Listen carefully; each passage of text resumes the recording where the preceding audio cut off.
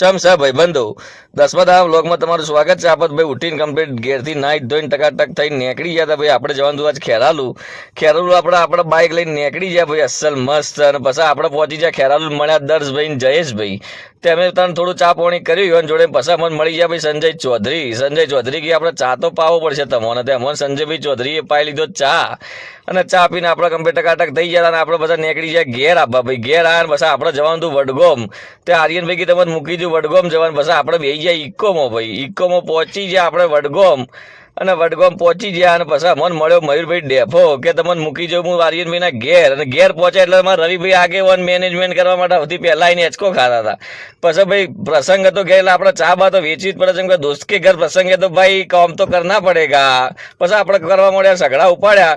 અને પછી ભાઈ આ તો કમ્પ્લીટ કોઈક રસોઈ આવીને કોઈક હલાવવા મળ્યો તો બેઠો. અને પછી આપણે ભાઈ બીટુ બાપુ ને બધા કોઈક મસ્તીઓ કરતા હતા બેઠા.